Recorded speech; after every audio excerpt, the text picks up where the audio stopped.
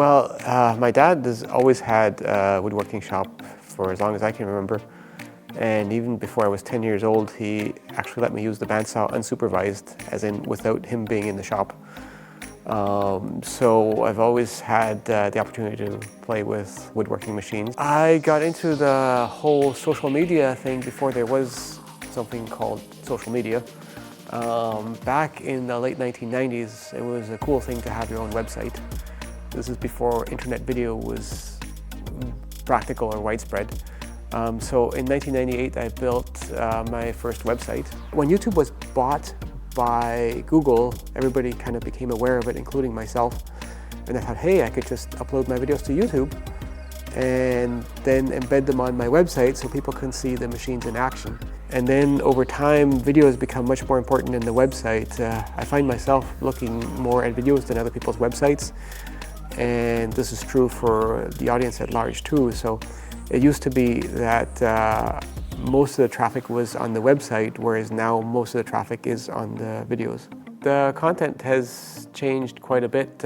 My first videos were just to show something like a marble machine that pictures and text really couldn't do it justice. And then I started making some videos just demonstrating the final product, and how to build it was a website article.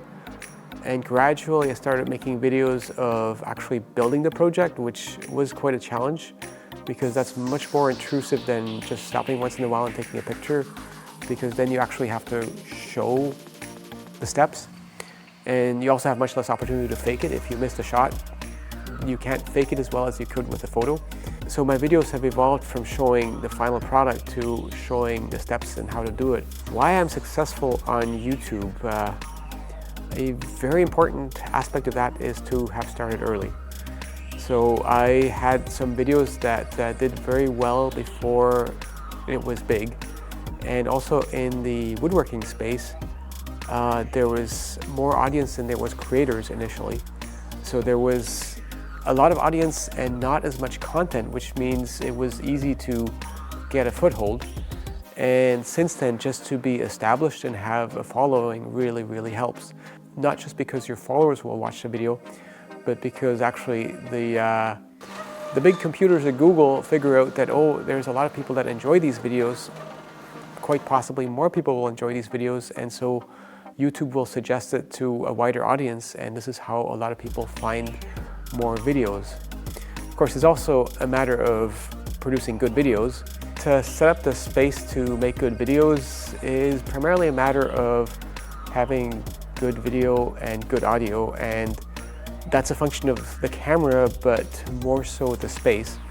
So it's important to have enough lights, to have them all the same color. I didn't used to.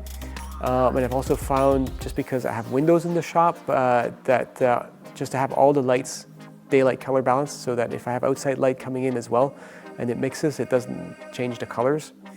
Audio is a challenge in this space here because it's a relatively large space and it can be very echoey. So I've actually hung up a lot of drop cloths on the walls just to absorb some of the echo. But good videos alone is not sufficient. And then the other thing that I have kind of a more unique angle is just the engineering approach to it.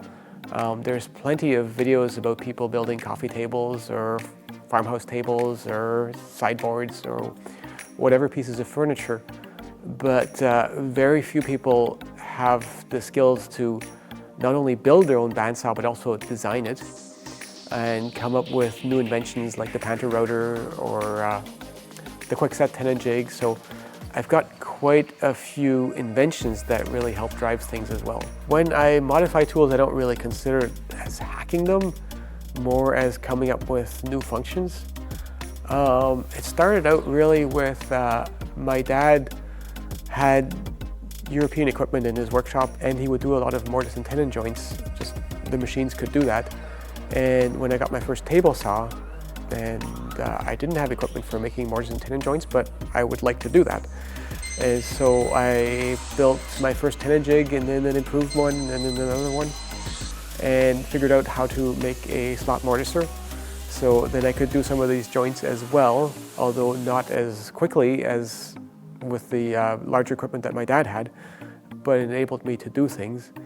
And from there, just experimenting. I think the next experiment was my very first screw advanced box joint jig, which is different from the one that I sell plans for now, but it was just the idea of using a screw to advance the material very precisely, as opposed to a typical method of indexing each finger off the previous one, which leads to a lot of cumulative errors and is very finicky to set up.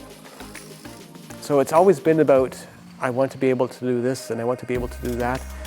And over time I got more confident about that sort of thing. I wanted a rotor lift, so I built my own.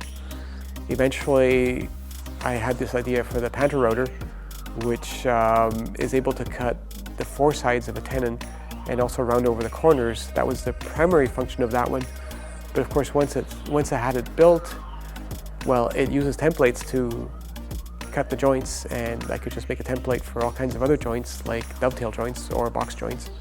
So the machine, originally I was questioning whether this machine was actually useful, but I found a lot of other uses for that machine since then. I create the videos because that is really the main product. I don't make a living selling things that I make out of wood. Very few of the things that I make leave the home. It's mostly for here. Sometimes I make something for a friend. So the main product is actually the video that thousands of people can watch online. Well, hopefully they'll be entertained and inspired. Depends on some of the videos, like my mouse videos, those are clearly not for inspiration, they're just for entertainment and they work well at that.